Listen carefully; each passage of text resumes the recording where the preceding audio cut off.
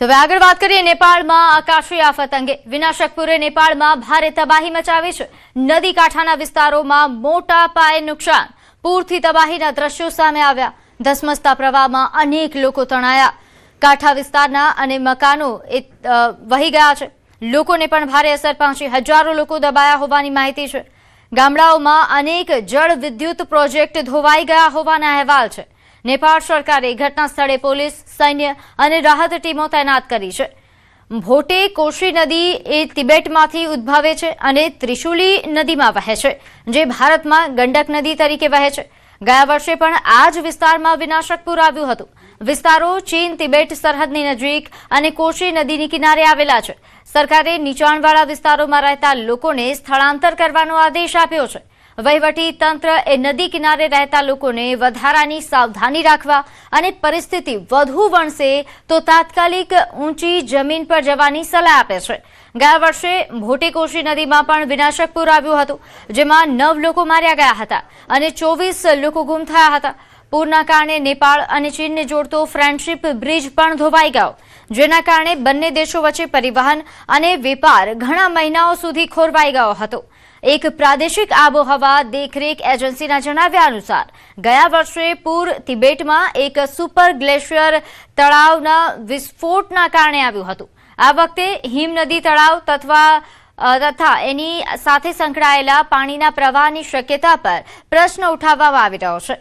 परंतु वर्तमान घटनानुं चोक्कस कारण अने हिमनदी तळाव फाटवानी भूमिका हजू पण सत्तावार रीते तेनी कोई पुष्टि नथी थई रही। राहत અને બચાવ ટીમો ઉપરાંત પોલીસ અને સેનાએ પણ તૈનાતી કરી દીધી છે। વહીવટી તંત્રની પ્રાથમિકતા છે કે નીચાણવાળા વિસ્તારોમાં ફસાયેલા લોકોને બહાર કાઢવામાં આવે અને ગુમ થયેલા વ્યક્તિઓને શોધવામાં આવે। હાલમાં સૌથી મોટો પડકાર એ મુશ્કેલ પર્વતીય ભૂપ્રદેશ અને મજબૂત પ્રવાહોનો છે। અધિકારીઓએ લોકોને અફવાઓ પર વિશ્વાસ ન કરવા અને વહીવટી તંત્રની સૂચનાઓનું પાલન કરવા માટે વિનંતી કરી છે। તો નેપાળમાં પૂરના તાંડવની અલગ અલગ તસવીરો પણ સામે આવી છે। પાણીના સ્તર અને નુકસાનના મૂલ્યાંકન ઉપલબ્ધ થતા चित्र વધુ સ્પષ્ટ થશે। હાલમાં રસુવાથી ભોટે કોશી અને તેનાથી આગળના સમગ્ર નદી નેટવર્ક પર નજીકથી નજર રાખવામાં આવી રહી છે। તો હાલ અલગ અલગ દ્રશ્યો તબાહીના નેપાળથી સામે આવી રહ્યા છે, જ્યાં પૂરથી તબાહી મચી છે। હજારો લોકો આ પૂરના કારણે દબાઈ ગયા હોવાના સમાચાર છે અને હાલ રાહત બચાવ કામગીરી પણ શરૂ કરવામાં આવી છે। નોંધે છે કે પૂરમાં આખે આખો પુલ તણાઈ ગયો।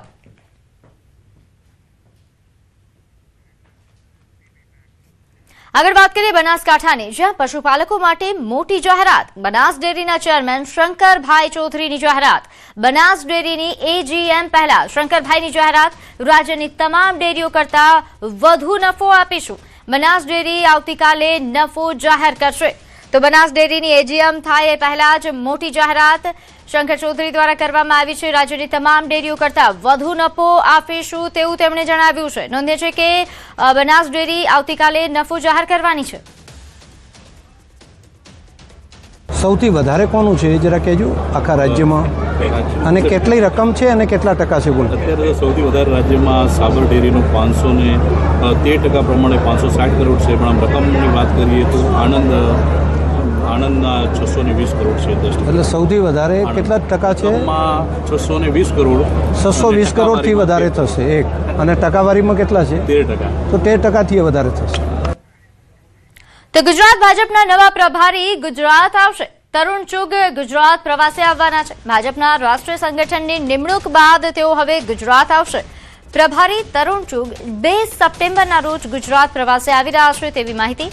ગાંધીનગર કમલમ ખાતે તેઓ 2 મહત્વપૂર્ણ બેઠકમાં ભાગ લેશે। નોંધનીય છે કે સહભાગી પ્રથમ બેઠક પ્રભારી અને સંગઠનના હોદ્દેદારો સાથે આ પરિચય બેઠક યોજાવાની છે। બીજી બેઠક પીએમ નરેન્દ્ર મોદીના જાહેર જીવન અને શાસનના 25 વર્ષ પૂર્ણ અંતર્ગત જે કાર્યક્રમો થશે તેની રૂપરેખા અંગે યોજાશે। તો પ્રદેશ ભાજપની આગામી બેઠક અંગે ભાજપ પ્રદેશ સંગઠનના હોદ્દેદારો, સરકારના મંત્રીઓ, સાંસદો, ધારાસભ્યો હાજર રહેવા માટે પણ ફરમાન કરી દેવામાં આવ્યું છે। આગળ વાત કરીએ રાજકોટથી સમાચાર। જેતપુરમાં 15 વર્ષના વિદ્યાર્થીનું હાર્ટ એટેકથી મોત થયું। ધોરણ 10માં અભ્યાસ કરતો દિવેશ મહાલિયાનું મોત નીપજ્યું। ટ્યુશનથી ઘરે જતી વખતે મોપેડમાં પેટ્રોલ ખૂટી ગયું હતું। મોપેડ દોરાવતી વખતે અચાનક તેને હાર્ટ એટેક આવ્યો. રસ્તા પર ઢળી પડવાની ઘટના સીસીટીવીમાં કેદ થઈ છે. સાથે વિદ્યાર્થીઓએ તાત્કાલિક તેને હોસ્પિટલ ખસેડ્યો. ફરજ પરના તબીબે વિદ્યાર્થીને મૃત જાહેર કર્યો છે.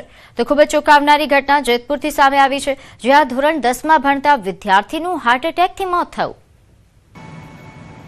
તો આ સમગ્ર બનાવ જ્યારે બન્યો, જ્યારે વિદ્યાર્થીને હાર્ટ એટેક આવ્યો અને તે રસ્તા પર ઢળી પડ્યો, તે બનાવ સીસીટીવી કેમેરામાં કેદ થયો છે, જેમાં જોઈ શકાય છે. આ ઉપરાંત માઉન્ટ આબુમાં પણ આ પ્રકારની ઘટના બની, જ્યાં એક જે અહીં રિસોર્ટ છે ત્યાં એક કર્મચારી કે જેને પણ હાર્ટ એટેક આવ્યો હતો અને તેને એક વેપારી પરિવાર દ્વારા તેનો જીવ બચાવવામાં આવ્યો. તો આ બે અલગ અલગ તસવીરો છે. ફરી એકવાર હાર્ટ એટેકથી મોતના બનાવો વધી રહ્યા છે. જેતપુરમાં એક વિદ્યાર્થીને હાર્ટ એટેકથી મોત નીપજ્યું, તો અહીં વેઇટરને હાર્ટ એટેક આવ્યો. જોકે તેનો જીવ અહીં હાજર એ જે પ્રવાસીઓ આવ્યા હતા ગુજરાતથી, એ વેપારી પરિવાર હતો જેમણે બચાવી લીધો હતો. તો આ બે અલગ અલગ તસવીરો હાર્ટ એટેકના કહાની આપ જોઈ રહ્યા છો. રાજકોટના જેતપુરમાં વિદ્યાર્થીને હાર્ટ એટેક આવ્યો અને તેને સારવાર અર્થે ખસેડવામાં આવ્યો. તે રસ્તા પર ઢળી પડ્યો તે દરમિયાનના સીસીટીવી ફૂટેજ સામે આવ્યા હતા. તો બીજી તરફ માઉન્ટ આબુથી પણ ચોંકાવનારી તસવીરો સામે આવી.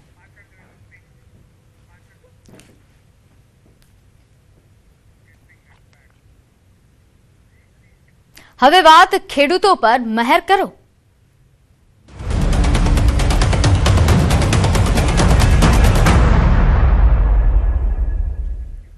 સાબરકાંઠાના પ્રાંતિજ પંથકમાં વરસાદની ખેંચથી ડાંગર પકાવતા ખેડૂતોની ચિંતા વધી છે. ચાલુ વર્ષે પ્રાંતિજ તાલુકામાં અંદાજે 8,000 હેક્ટર જમીનમાંથી ડાંગરનું વાવેતર થયું છે. પ્રથમ વરસાદ બાદ ખેડૂતોએ સમયસર વાવેતર પૂર્ણ કર્યું હતું, પરંતુ ત્યારબાદ વરસાદે લાંબો વિરામ લીધો અને ખેતરોમાં ડાંગરના છોડમાં સુકારાના લક્ષણો જોવા મળી રહ્યા છે. સાથે જ રોગચાળો અને ઈયળનો ઉપદ્રવ પણ વધ્યો છે. પાકને બચાવવા માટે ખેડૂતો બોર અને કૂવાના પાણીથી સિંચાઈ કરી રહ્યા છે, પરંતુ પાણીના સ્તર નીચે જતા મુશ્કેલીઓ વધી છે. સામાન્ય રીતે ડાંગર પાછળ 20,000 થી 30,000 રૂપિયાનો ખર્ચ થાય છે અને 70 થી 100 મણ સુધી ઉત્પાદન મળતું હોય છે. જોકે આ વર્ષે ઉપજમાં 30 થી 50% સુધીનો ઘટાડો થવાની ભીતિ ખેડૂતો વ્યક્ત કરી રહ્યા છે. હવે ખેડૂતોની નજર મેઘરાજાની મહેર પર છે. આ વરસાદ ખેંચાવાથી પાણીનો પ્રોબ્લેમ વધારે રહેશે અને એ કોરા ખેતર પડી ગયા છે, એમાં આ ઈયળોના લીધે પોનેટો બળી જાય છે અને પાકને નુકસાન થાય છે અને પાણી બોરનું પાણી પર પોકી વરાતું નથી, એટલે ઓલ ઓવર પાકને નુકસાન થવાનું છે. અને ડાંગરના વાવેતરમાં મેઇન છે પાણી વગર ડાંગર પાકે એવું લાગતું નહીં આ સાલ. એટલે મેઇન વસ્તુ કે ઓલરેડી પાણી વરસાદ ઓછો છે અને બોરના સ્તર ઓલરેડી ઊંચા જઈ રહ્યા છે, નીચે એકદમ નીચે જ જઈ રહ્યા છે બહુ પાણીના સ્તર, એટલે આ તકલીફ છે. દર વર્ષે વરસાદ આવે એટલે 50 થી 60 મણ અને સારી ખેતી હોય તો 100 મણ સુધીનું ઉત્પાદન મળે છે, પણ આ વર્ષે એવું લાગે છે કે 50% ઉત્પાદન મળે એવું લાગે છે. સાબરકાંઠા જિલ્લામાં ખાસ કરીને આખા ચોમાસુ સિઝનમાં ખેડૂતો ડાંગરનું વાવેતર કરતા હોય છે, પરંતુ હાલ ડાંગરમાં આ વખતે પરિસ્થિતિ એવી થઈ છે કે જે પૂરતો વરસાદ જોઈએ તે પૂરતો વરસાદ મળતો નથી. પૂરતો વરસાદ ન પડવાના કારણે અને વારંવાર જે વાદળછાયું વાતાવરણ રહેવાના કારણે ડાંગર જેવા પાકમાં વિવિધ રોગચાળો જોવા મળ્યો છે. ખાસ કરીને વાત કરીએ તો અંદર ચૂસિયા અને ઈયળનો ઉપદ્રવ થયો છે, તો કેટલીક જગ્યાએ ડાંગર પીળી પડવા પણ માંડી છે. જે ખાસ કરીને જે સૌથી વધુ પાણીની જરૂરિયાત ધરાવતો પાક હોય તો એ આ ડાંગરની ખેતી છે. ડાંગરમાં સૌથી વધુ પાણીની જરૂરિયાત જરૂરિયાત હોતી હોય છે, પરંતુ હાલ જે પૂરતો વરસાદ ન પડવાના કારણે જે ડાંગરનો પાક છે તે અત્યારે મુરઝાવા લાગ્યો છે. ખાસ કરીને એક બાજુ ખેડૂતોના મુખ પણ મુરઝાઈ રહ્યા છે, તો બીજી બાજુ પાક પણ મુરઝાઈ રહ્યો છે. એટલે કે જે હજુ તો જે પૂરતો વરસાદ પડ્યો નથી, તેના કારણે આ પરિસ્થિતિનું નિર્માણ થયું છે. હજુ તો વરસાદ હજી આવવાની કોઈ શક્યતા લાગતી નથી, જેના કારણે જે આવનાર સિઝનમાં પણ ખેડૂતોને ભારે નુકસાન થઈ શકે તેમ છે. જો હજુ પણ વધુ વરસાદ ખેંચાશે તો આ જે ડાંગરનો પાક તૈયાર છે તેમાં પણ ઉત્પાદનમાં ઘટ થાય તેમાં નવાઈ નહીં. ઈશાન પરમાર, ન્યૂઝ 18 ગુજરાતી, સાબરકાંઠા. તો સાબરકાંઠામાં વરસાદની ઘટ વચ્ચે ખેડૂતો માટે મગફળીનો પાક હવે વધુ એક મુશ્કેલીમાં ફસાયો છે. જિલ્લામાં 82,632 હેક્ટરમાં મગફળીનું વાવેતર થયું છે, પરંતુ ભૂંડ અને ગાયના ઉપદ્રવથી ખેડૂતોના પાકને ભારે નુકસાન થઈ રહ્યું છે. ભૂંડ વાવેલા દાણા ખાઈ જાય છે અને તૈયાર મગફળીના છોડ ખૂંદી નાખે છે, જ્યારે ગાય છોડ ખાઈ જતા પાકનો વિનાશ અટકી રહ્યો છે. વરસાદની અછત, રોગચાળો અને જીવાત બાદ હવે 4 પગવાળા પ્રાણીઓનો કહેર ખેડૂતોની મુશ્કેલી વધારી રહ્યો છે. પાણીનો પ્રશ્ન તો છે જ. પત્તા પડતા પર પાટું એ કહી શકાય કે અત્યારે હાલ અહીંયા અમારા ભૂંડનો એટલો બધો ત્રાસ થઈ ગયો છે કે એકી ફરસ 10 થી 15 ભૂંડ એક ટોળું છે એ મારી મગફળીની અંદર બધો પાક ઉથલી નાખ્યું છે. આ ભૂંડ તો આ બાજુ પર જાય, બીજું કે ગાય બી એટલી 40-50 ગાયનું ટોળું છે જે તારની મારા ખેતરની ફરતા તારની વાડ હોવા છતાં તાર તોડીને બી અંદર ઘૂસી જાય છે અને પાકનો બગાડ કરે છે. તો ભૂંડ અત્યારે એટલો બધો આવે છે ને, રાત્રે આવીને બગાડીશું બહુ. નથી ઝટકા મશીન ને ગણતો કે નથી કશું વાડ ને ગણતો ફેન્સિંગ ની, કારણ કે એટલું આવીને થલપાથલ જ કરી દે છે ભૂંડ આવે છે. એટલે તો 5-6 ભૂંડ આવું તો એ બધું ખેતરની રાહત તારવા નાખે છે. એમાં ફળ્યું જ ફેલ પછી એ કશા ગોમો ના આવે. તો ગાયોનો એ ત્રાસ છે. તો ગાયોનો તો ખરેખર આ નિકાલ ગાયો અને ભૂંડ આનો તો કંઈક સત્વરે નિકાલ થવો જ જોઈએ કે ગવર્મેન્ટ આમાં કંઈક કરે તો સારો એવો ફાયદો થાય ખેડૂતને બચારાને. તો પોરબંદર જિલ્લામાં ખેડૂતો આકાશ તરફ મીટ માંડીને બેઠા છે. શરૂઆતના સામાન્ય વરસાદ બાદ પાણીનું ટીપું પણ જોવા નથી મળી રહ્યું. અહીં જિલ્લામાં દુકાળ જેવી સ્થિતિનું નિર્માણ થયું છે. ઓડેદર, રતનપર, ગોસા સહિતના અનેક ગામોમાં ખેડૂતોની હાલત કફોડી બની રહી છે. ખેડૂતોનું કહેવું છે કે મોંઘા ભાવના બિયારણો અને ખાતર લાવીને વાવેતર તો કરી દીધું, પણ હવે આ લીલોછમ ઊભો પાક નજર સામે સુકાઈ રહ્યો છે. ગોસા, રતનપર સહિતના સમગ્ર પંથકમાં ખેડૂતોએ વીઘે હજારો રૂપિયાનો ખર્ચ કરી નાખ્યો છે અને નજર સામે જ મગફળીનો પાક કરમાઈ રહ્યો છે. આ જળ સંકટ ખેડૂતો માટે બેવડો માર લઈને આવ્યો છે. સિંચાઈના અન્ય કોઈ જ વિકલ્પ ન હોવાથી ખેડૂતો સંપૂર્ણપણે વરસાદ પર નિર્ભર છે. જે ખેડૂતો પાસે બોરવેલ અને કૂવા છે તેમના તળ પણ હવે અત્યંત ઊંડા ગયા છે. ત્યારે ખેડૂતો હવે ફક્ત સરકાર પર નિર્ભર થઈને બેઠા છે. અત્યારે અમારા વિસ્તારમાં એક રીતે તમે જોવો તો 1.5 ઇંચ અત્યાર સુધીમાં વરસાદ થયો નથી. એટલે માનો કે ગણો તો જરાય વરસાદ થયો જ નથી અમારા વિસ્તારમાં.